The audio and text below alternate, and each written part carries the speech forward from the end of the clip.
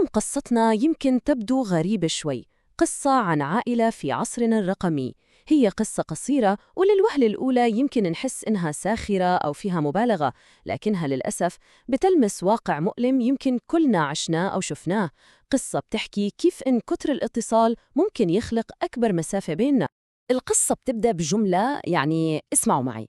كان يوم أسود يوم ما عملوا النت. جملة واحدة بس صادمة وبتدخلك في جو القصة على طول. هي مش مجرد شكوى عادية، لا، دي صرخة إحباط حقيقية من الإنترنت. ومن هون خلونا نشوف شو صار. طيب، يوم أسود.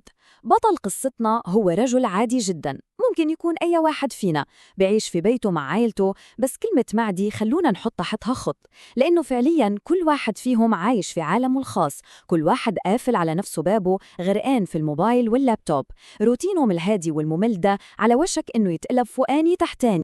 انقطاع الإشارة، وهنا بتبدأ الأحداث. والغريب إن التغيير الكبير ده ما بيبدأش بقرار واعي أو حدث جلل، لا أبداً. الموضوع أبسط من كده بكتير. فجأة وبدون أي مقدمات جهاز الراوتر بيقع على الأرض، والنتيجة صمت رقمي رهيب بيعم البيت كله. الواي فاي فصل يا جماعة.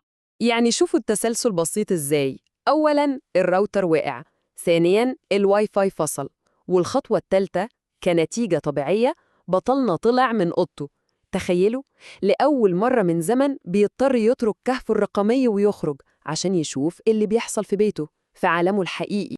لقاء بعد غياب، وهنا بقى تبدأ المفارقة الحقيقية. انقطاع الاتصال الافتراضي هو اللي بيفتح باب الاتصال الحقيقي. صاحبنا بيخرج من أوضته وبيدخل الصالة، وهناك بيشوف أفراد عيلته كأنه بيشوفهم لأول مرة من سنين طويلة. وأول مفاجأة بتستناه هناك كانت من ابنه. اسمعوا التحية دي. الابن بيقول لأبوه: حضرتك وحشتني يا بابا، بس والله شكلك متغيرش كتير عن زمان. الجملة دي للوهلة الأولى تبان لطيفة، صح؟ بس لو فكرنا فيها ثانية، دي جملة بتتقال لواحد مسافر وراجع بعد غيبة طويلة، مش لواحد ساكن في الأوضة اللي جنبه. وهنا بنشوف حجم الكارثة بجد.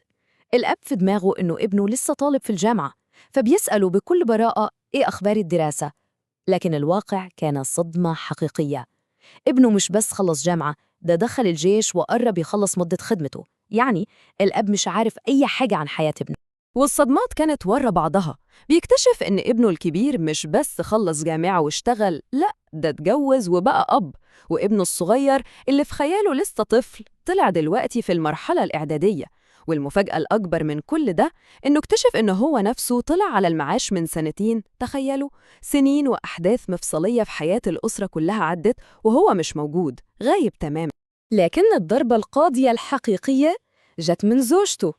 لما شافته وقفت مصدومة وسألته سؤال غريب جدا. قالت له: أنت هنا في مصر وأنا معرفش؟ تخيلوا، زوجته مش عارفة إذا كان جوزها اللي عايش معاها في نفس البيت موجود في البلد أصلاً ولا لأ. جملة واحدة بتلخص عمق الانفصال اللي وصلوا له. عودة الواي فاي.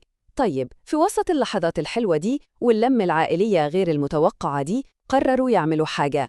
قالوا لازم نتغدى سوا، لأول مرة من زمن ما حدش فاكره.